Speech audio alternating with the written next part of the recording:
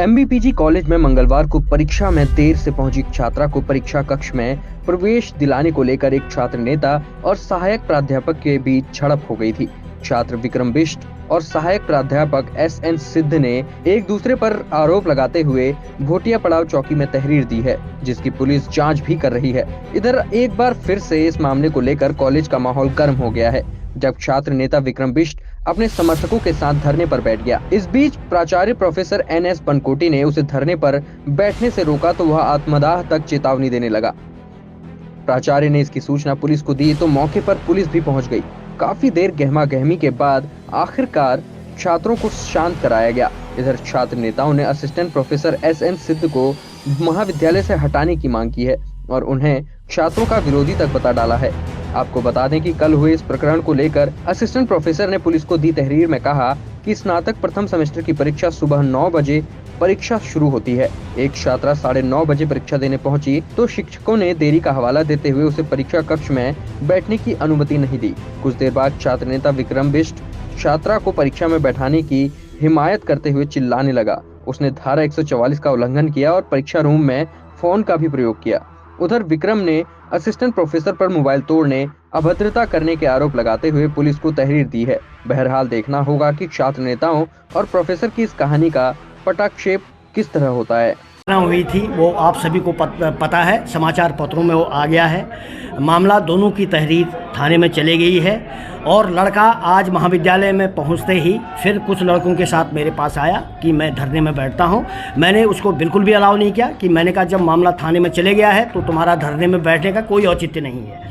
तो उसको समझा दिया गया है और उसने हमको ये धमकी दी कि मेरे पास एक ज्वलनशील पदार्थ भी है, मैं जिसका यूज कर सकता हूं। हमने तुरंत थाने में और एलआईयू को रिपोर्ट दे दी है कि लड़का कोई ऐसा कदम न उठाए, ताकि लड़के को सेफ रहना बहुत ज़रूरी है। और हमने सूचना दे दी गई है और लड़के को हम धरने में नहीं बैठने देंगे क्योंकि मामला पुलिस में चले गया है। देखिए, वर्तमान समय में कुमाऊं विश्वविद्यालय की बीए, बीकॉम, बीएससी प्रथम सेमेस्टर की परीक्षाएं चल रही हैं। इसी बीच में जितने भी हमारे छात्र नेता हैं, जितने भी हम सीनियर्स हैं, हमारा ये काम रहता है कि जो हमारे जूनियर्स भाई बहन यहाँ पर पेपर देने आते हैं पहाड़ से, प्लेन से, काफ़ी बच्चों को सीटिंग के बारे में नहीं पता चल पाता है। उसी क्रम में हम रोज़ सीटिंग यहाँ पे बताते हैं। कल उसी क्रम में ये कार्य हुआ है। कल एक लड़की, हमारी जो बहन है, वो मुक्तेसर से आई, जबकि पेपर 9 से 12 बजे के बीच में था।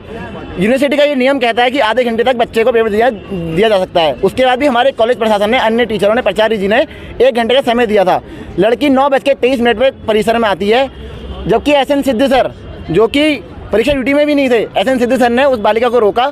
उसी बीच हमारा ये भाई विक्रम सिंह बिष्ट उसको वहाँ पे लेके गया। 3 बार उसको भगाया गया और कहते हैं कि आपको अंदर बैठने नहीं दिया जाएगा। तो हमें समझ में नहीं आता है कि उनको एग्जाम ड्यूटी में बैठाया क्यों, जब उनको यही नहीं पता है कि आधे घंटे तक तो नियम है। उसके बाद ये सर का छठा केस इस कॉलेज के अंदर है। आप किसी भी बच्चे से या किसी भी टीचर से आप उनके बारे में पूछ लीजिए, उनका फीडबैक ले लीजिए। लगातार वो जानलेवा धमकियाँ देते हैं छात्र छात्राओं को।